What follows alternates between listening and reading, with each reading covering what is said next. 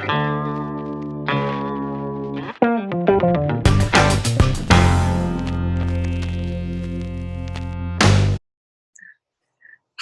everybody, welcome to another episode of Tash B TV.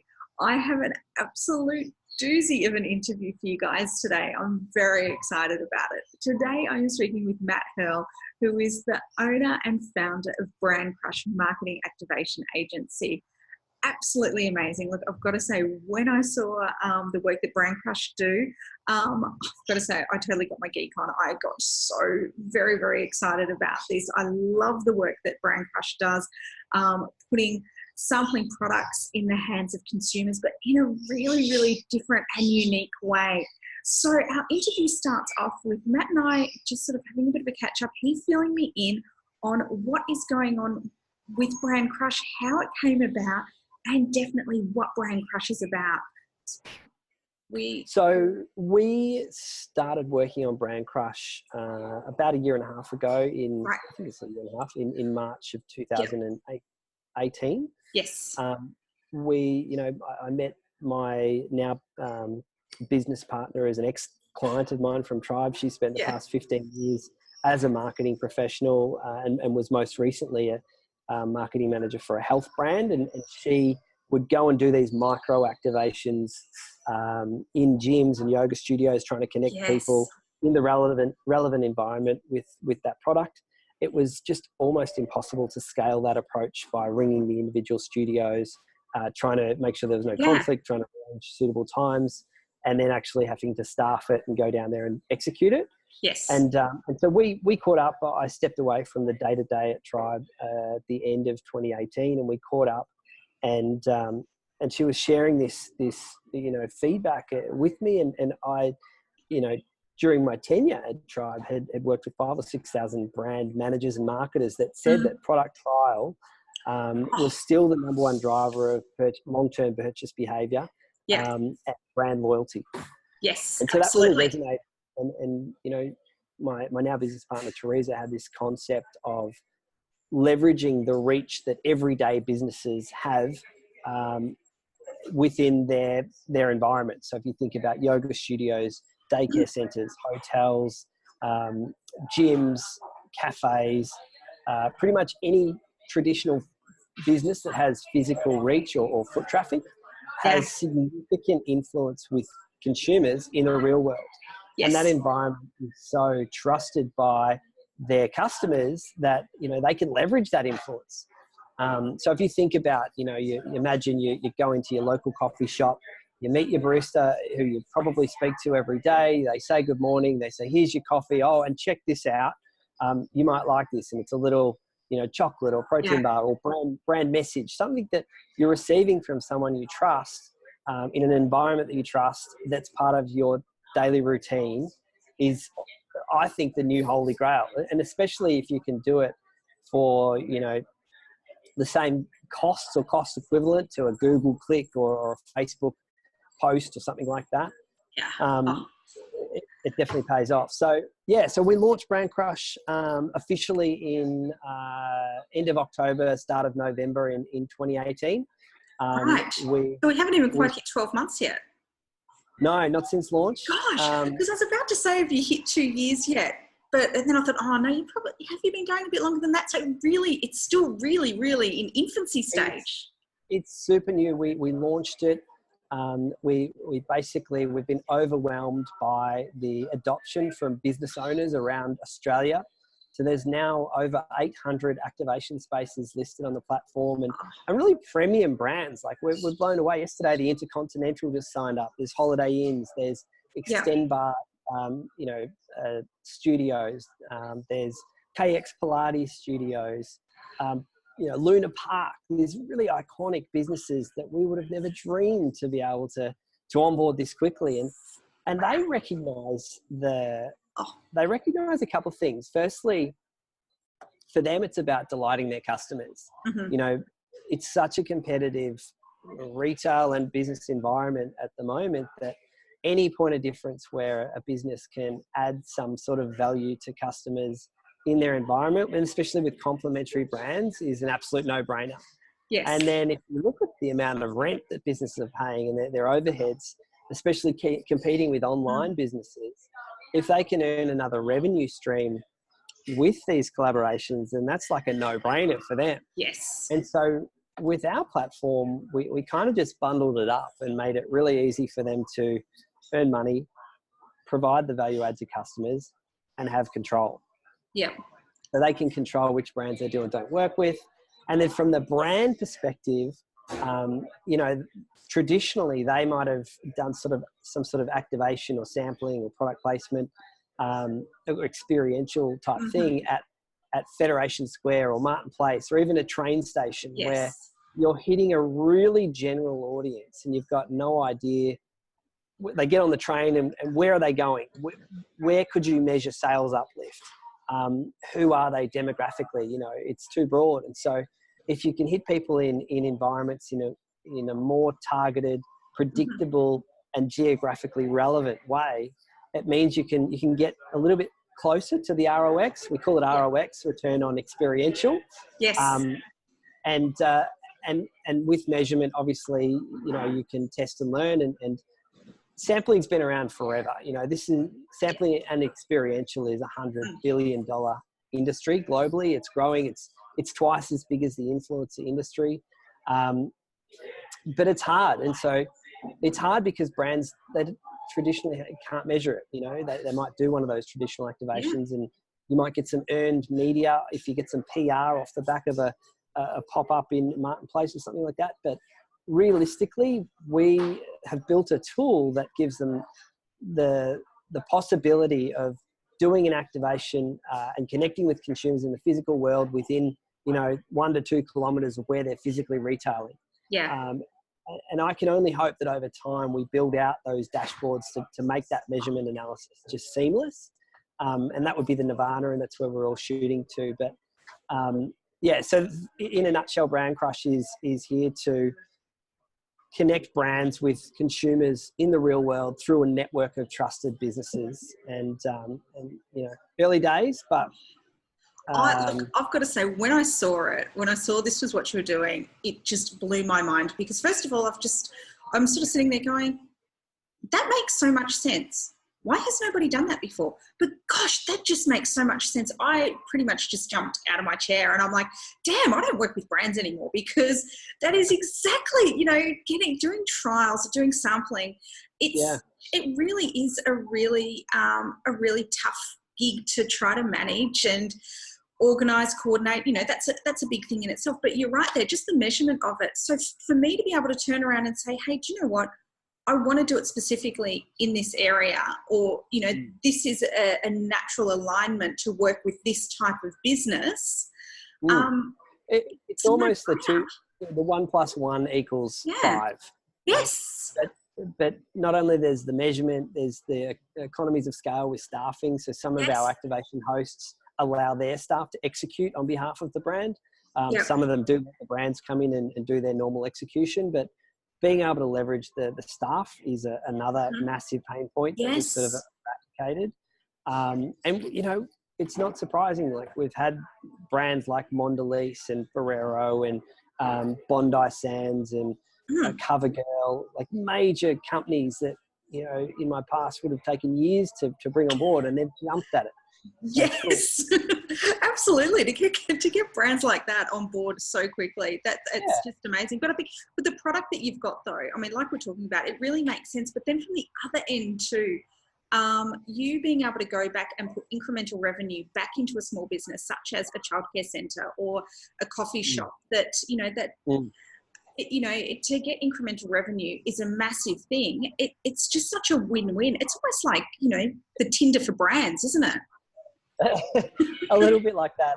Look, we're building out matching technology that you know, that will allow brands to come on and set up their brand profile, and the matching technology will automatically sort of recognize where they're retailing, or they could upload a database for where they're retailing, and it'll create suggested campaigns based on that. But like, you think about back in the day when we did do a campaign for Turbine, you know, we would have got a PDF pack from, say, you know, the Christmas Carols by Candlelight, Yes. event, some sort of sporting event, you'd have to look through that PDF pack that would typically be bundled in with other sponsorship things like, signage and things like that you may or may not want to do, but you'd be paying over the top for. And again, there's no targeting in that. There's no exclusivity, with the booking platform we've got. If a brand has booked a location on that day, no other brands can book it. So you've got some brand protection. You've got protection in that the host business or that's collaborating with you doesn't get paid until they've delivered some sort of an activation report. So with tech, it allows you to scale micro activations that you would have never been able to do in the past. So very, very exciting future. Oh, it is. It's super exciting. Now, 18 months you guys have been in business for. Now, what staff level are you at now? Because you were talking about you've got a few internships that have hung around and stayed on board. How many people have you got working for you? I think maybe 8 in the background there. Last count. Yeah, there's a few getting about. We're always looking for great interns. We're looking for really great brand partnerships managers, people that understand media sales and that can apply that in a slightly different way. With a tech business, we've got a team of people who build the platform for us. Some people are outsourced sort of consultants, but it's growing quickly, which is exciting. We're based in a co-work space, which we found was a really nice, safe way to start the business. It gave us a home, but it meant that we could expand and even or contract our desk size and our team based on how we were going. Thankfully, we're constantly upwards and onwards. But co-working spaces are a great way to start, and they're also a part of our activation host network as well. So it was great for us to get in and understand how they work firsthand. Right. So going right back, let's go back to the start. Are you right? You can hear me? Yeah. Yeah, cool. Yeah. So going right back to the start when, your business partner's name, Adele, isn't it? Teresa. Teresa. I don't know what I was thinking. Sorry. You and Teresa, you've sort of sat there and you've gone, right, we've got this business idea. What's the next step then for you guys? So you've mapped out your idea and it's like, right, we're all in, because clearly you went all in, both of you, with her leaving her role and you leaving your own role at Tribe. So what did that look like for you guys? Just going, right, we're rolling the dice here. We've got putting everything on the table. Yeah, so I mean, the first thing that we did when we came together we met for a coffee to discuss the idea. Yeah. She was obviously already, had been thinking about it and pressure testing it and mulling it over. I went home that night and literally couldn't sleep. I was that excited. My in-laws come from a retail background in a marine dealership, and I tried to explain it to them. And they're like, "Oh, that'd never work." But in my mind, I was like, "This is a no-brainer." I'd seen how the gig economy had influenced the micro influencer community, and I could see that exact same thing happening to small to medium and large business owners and organizations and clubs, and like it's so infinitely scalable in terms of our host network, and that having that infinitely scalable inventory is like, that's a game changer. Very few media have that luxury. And so anyway, we met for that coffee. Then the next time we caught up, we booked out a boardroom, and we literally stuck so much designs and concepts and workflows up on the board. It really is a workflow solution that we've built. And obviously, we can create some commercials as part of that, but if we're not helping people streamline the process of discovering and booking and then logistically executing activations, then we're not adding value. So that workflow is kind of where it began and ended in terms of the planning phase. And we probably spent 5 months working on that workflow, working with a UX UI designer to literally build out every page of what we thought the platform would look like and how it would flow. Pressure testing it again at every step based on different user segments and personas that we'd again built out in our mind. It's very hard to nail it, and everything is always constantly being optimized and improved. But, you know, we'd have ideas and then we'd go, okay, how would that work for a big brand, a little brand? How would it work for, you know, a cafe or a gym, or, you know, how would that work for a franchise owner or a franchisee, or how would it work for a multi-door business based or a single door business? And so really making the platform moldable to different types of businesses and users opened up the scope for us, you know, to acquire customers as quickly as we have, because it just means that there's value in it for almost everyone. We then we started with a team of unbelievable developers who we had referrals to. They were extremely experienced. We looked at a few things that they'd done, but having that referral to them was probably key. You know, selecting partners in that space without a referral or first-hand experience is pretty dangerous, and I've seen a lot of great ideas go down in flames because the execution at a dev level, a development level, it just fails. And luckily those people that we worked with, you know, who are now, some of them, they've got some founding equity in this business as well, and they're long-term business partners and colleagues. But we're very lucky to find people that could actually do what they said they could do in that space. And then it was a matter of hacking the launch on next to no budget, literally going out, finding beta customers, finding people that... So how did you go about finding that very first customer? What did you put together? A really nice PDF pack. Okay. Yep. So you'll be very surprised how much you can get away with the fantastic PDF. And if you can show someone what something's going to look like visually, that's generally the first step in onboarding them with something like this. But we were able to, actually, funny story, you know, we onboarded a major Australian gym chain, which is probably one of the fastest growing gym chains now in the world. They came on board, they signed up with 1,300 doors globally. And you know, a massive learning was we had their CEO signed up, but then we found out there was co-CEOs, and even the co-CEO signed up, but then they had this, you know, a general manager. And anyway, trying to get all of those stakeholders aligned didn't work out, and we ended up losing that first customer. Funnily enough, they're coming back now because they can see it all working and they can see who else has jumped on. But at the time, you know, we thought we'd done this great job and we thought we'd nailed it. And we were sent straight back to the starting line.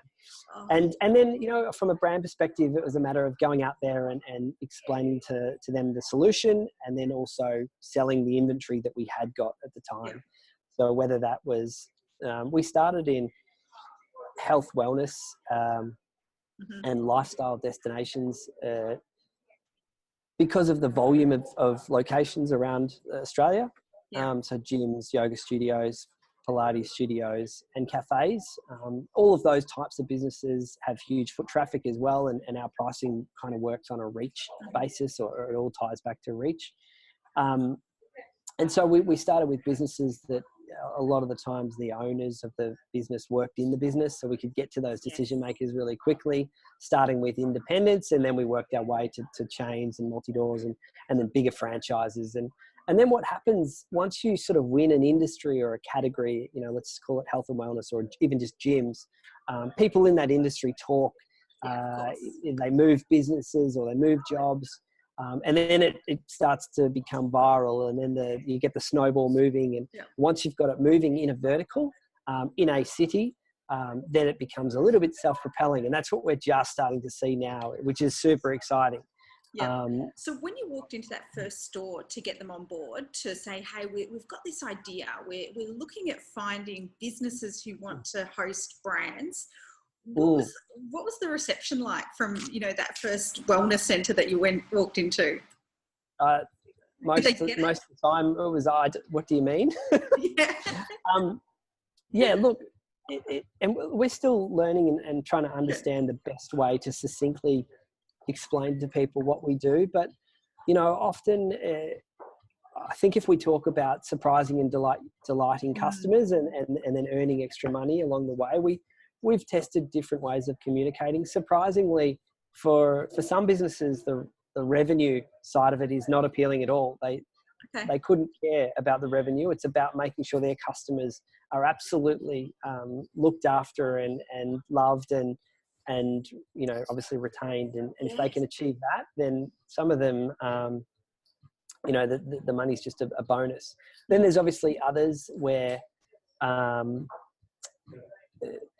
you know, the money's amazing. Like we had a bottle shop owner in December earn $4,000 as an independent bottle shop owner, right? And he was handing out peanuts for an amazing Australian peanut brand owned by Bega. And he was handing out peanuts with beers, right? So you come in, you buy some beer and you get some free peanuts. Yeah. And for him, he was blown away. It obviously drew people back into the store who had tried the nuts, and you know, it created a talking point. He's a massive believer in building a community within his customer base. You know, it helps sell more beer as well, because people wanted some beer to go with their nuts and nuts to go with their beer.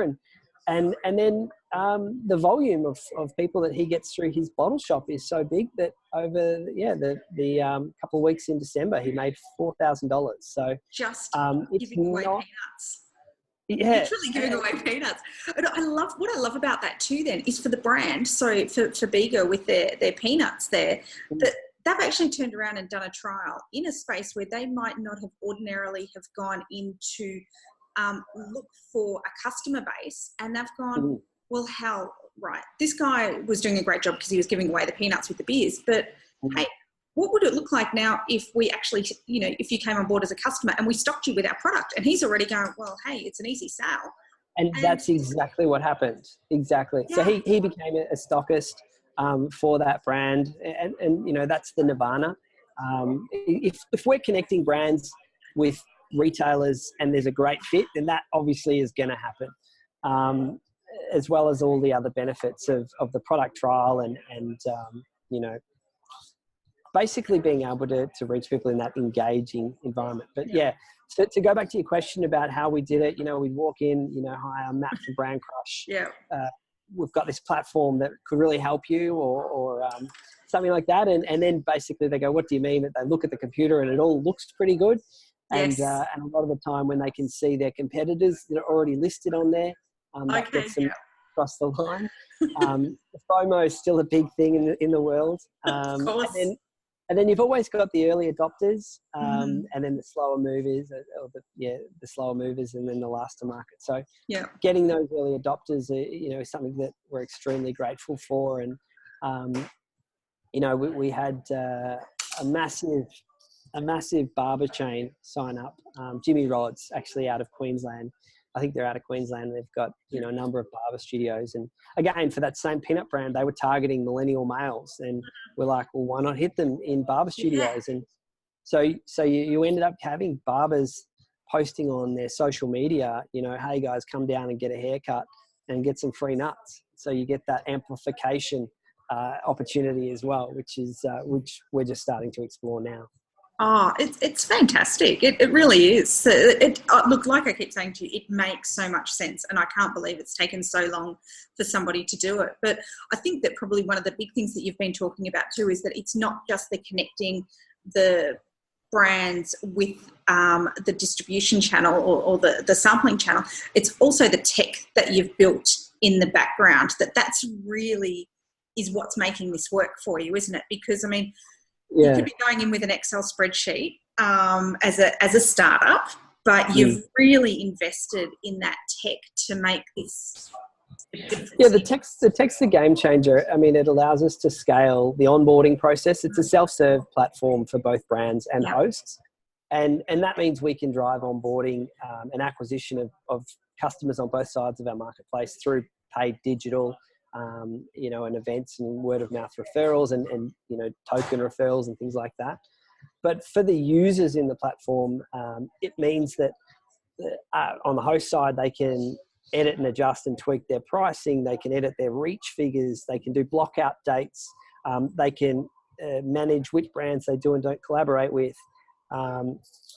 They can make themselves look amazing. And then they get this free listing page that, it gives them free links back to their social channels and things like that. So it's like free marketing in itself.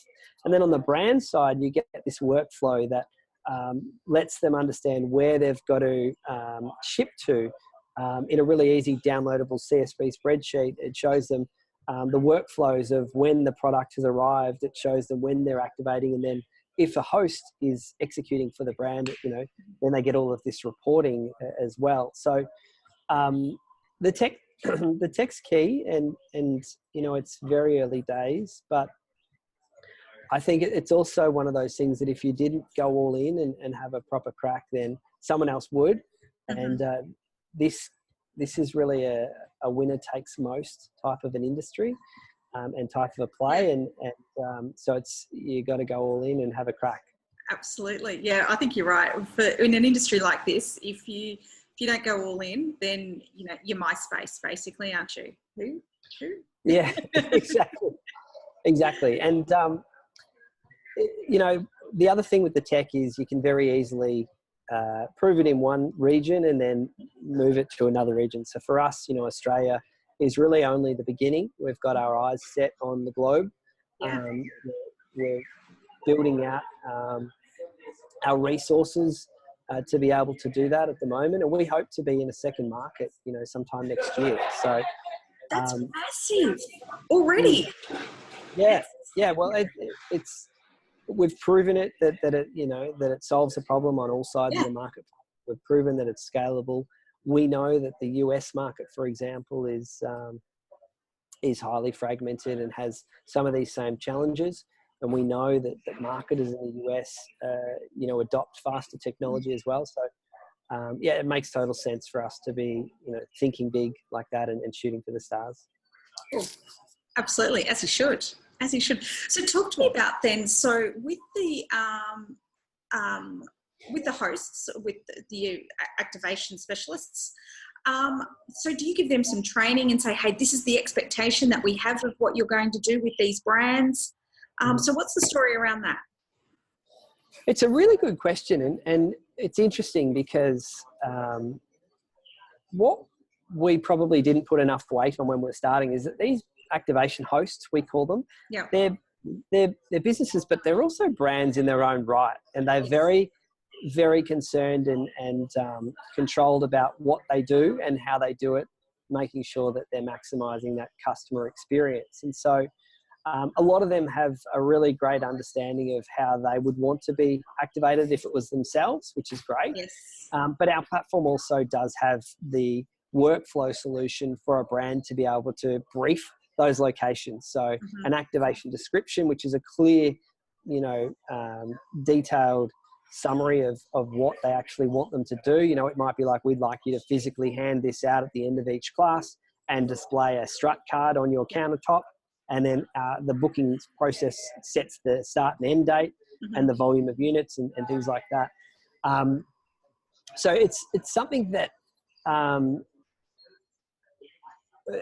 also the platform allows brands to be able to attach more information like tone of voice documents or features and benefits of a brand type documentation.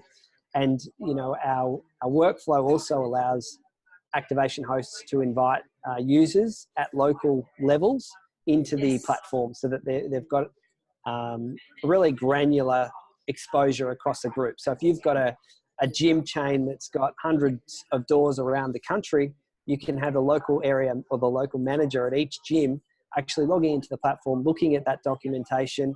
They also have to log in to acknowledge when the product arrives. Yes. And then they also have to log in to upload their feedback. And that uploading the feedback is what prompts payment for them. So there's incentives for them to do that as well. So there's some levers we've pulled to make sure that they are taking that data on board and that information. And I think the biggest thing is that these are not 15, 16-year-old promo kids that might have had a big night out. Yes. The business professionals that own the business or a full-time staff in that environment that are more likely to have a relationship with, consumers that are going through those doors. So the level of training is probably not as important because of who's executing. Yes. And why they're executing. It's to add value to their customers. So they're not going to hand something out saying this is a dud product, but take it anyway. It's that trusted referral in a contextually relevant environment. Oh, look what you just said there. I mean, it's beautiful, and particularly, I think any marketer who has done sampling before, you're right. It's been the you've got your promo staff, and then you've had to train them, and you're right. They're young and they don't get it. But getting an owner of a business on board who is invested in what they do, yeah, and they get it, and they know the value that it's adding back to their customers and their business. Yeah. And if you think about, the categories we've gone after, so health and wellness, it could be a yoga instructor or a personal trainer, or a bar instructor or a barista. These are people that are in consumers' day-to-day world that they already have trust with. Even your barber, yes. You trust him to cut your hair. If he says these nuts are cool, they're cool nuts. Exactly. Yes. Why wouldn't they be? It's an extension of the online and the social world of trusted referrals, and we definitely have seen that with celebrities, and then it went to the Insta famous, and now micro influencers, and now we're seeing the power of influence that everyday businesses have with their customers. It makes so much sense. Now you have worked pretty much most of your whole career. It has been all in startups, really, hasn't it? I seem to be drawn to them. I'm definitely aging quickly because of it. Startup world is extremely exciting. You get people that are passionate about what they're doing. It's definitely not for the faint-hearted. It's not. No. It's not the sort of environment that you can go in and just be a number. I think being involved in startups has been a blessing for me because I enjoy thinking entrepreneurially and trying to solve problems and being a big impactor on the team. Obviously, I've always taken a sort of a sales approach, and that can be a strong position for an individual if they are impacting on bottom line. You've got a louder voice in the business, and that means you have a bit more flexibility as well.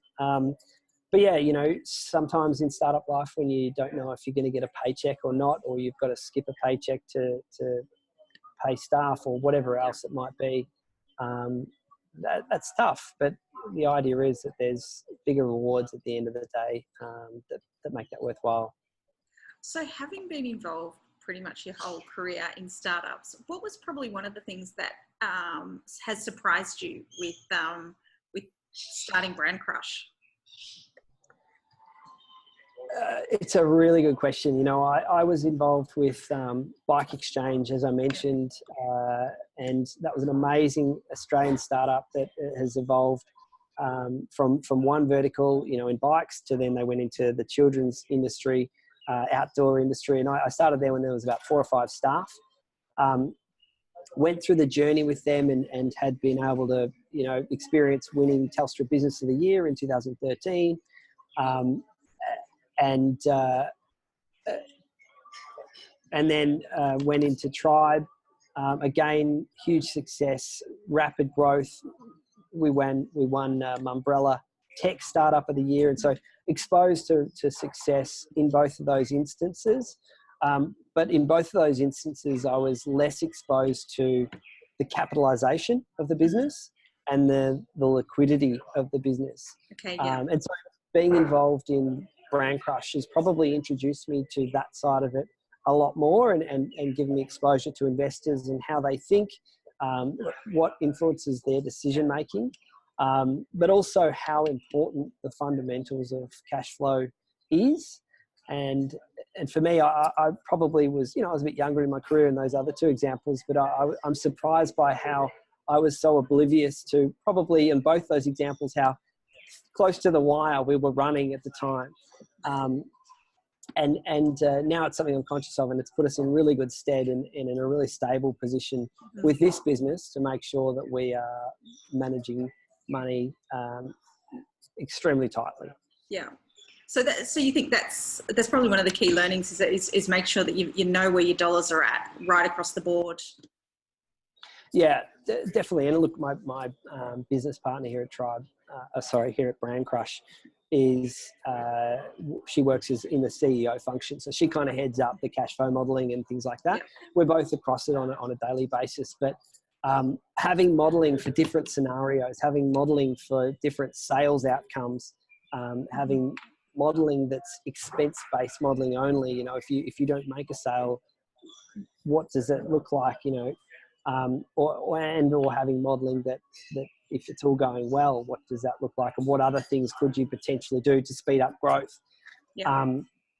And really having that scenario planning at a line by line item in the business, you know, not just wages, but everything from if you're going to do any paid ads, if you're going to rent an office or a desk, if you're going to have a certain phone plan, if you're going to commute to a different state, what does Uber and what do hotels look like? What does travel look like? If you are going to hire staff, what do you have to pay as a business on top of what you're paying their wage? Really understanding those at a really detailed level. Yes. And forecasting that in a conservative way from a sales perspective and in a bullish way from a cost perspective,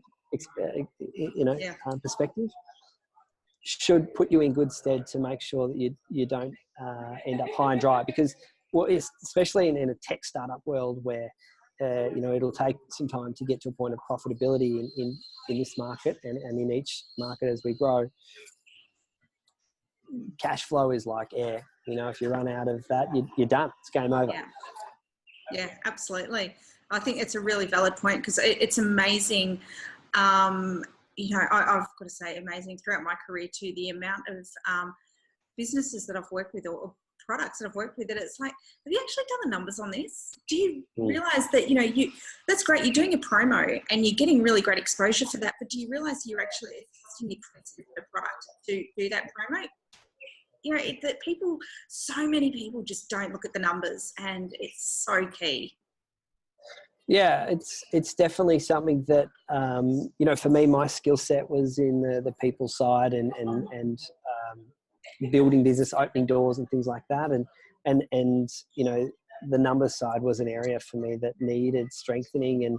So when I started Tribe, actually the CEO at the time, Anthony Sferskis, recommended that I do an online finance course and he sent me the link and pushed me to do it, and I did it, and it was awesome. And that type of leadership in business as well is something that I try to replicate now, because if you can look for the weaknesses in your team and bring everyone up to the strongest possible denominator, it just makes the whole group a force to be reckoned with.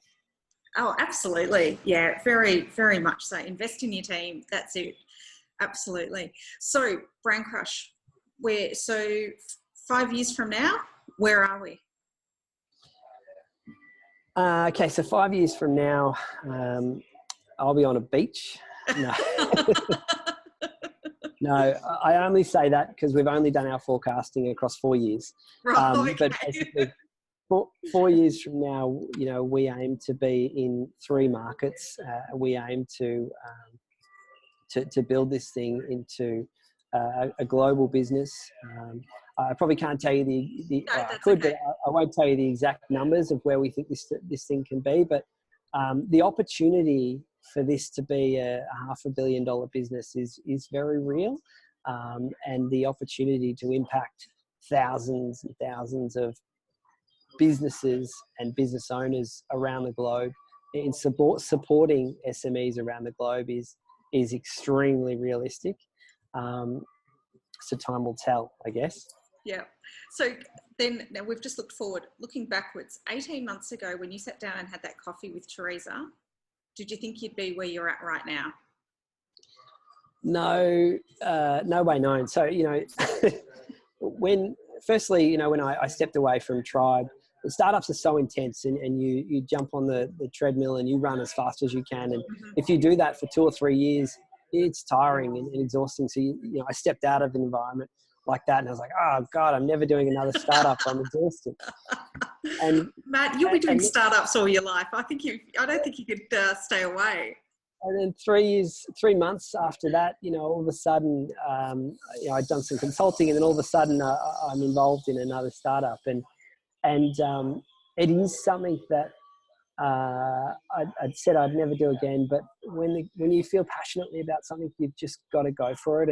And I always believed that this thing could be significant, and that the model was extremely scalable.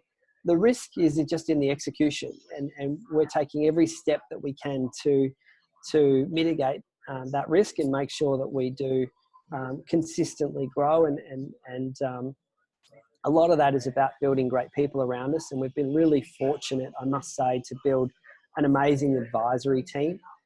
We've got Janie Martino, who was on the board of Tribe, and she's an absolute jet of a businesswoman in her own right, and she's been guiding us and holding us accountable as well every step of the way since we did launch. In fact, pre-launch as well. And then we've just recently had Nikki Jackson join our advisory board, and Nikki again is another powerhouse businesswoman who started a business called Range Me that actually connects brands with buyers at a supermarket level. Mm-hmm.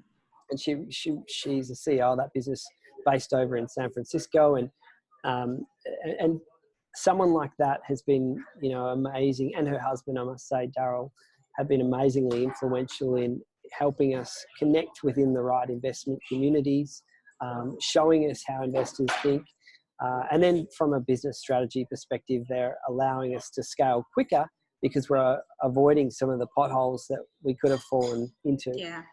So the team that we've built around us is probably what gives me and my business partner confidence in being able to execute the vision that we've got.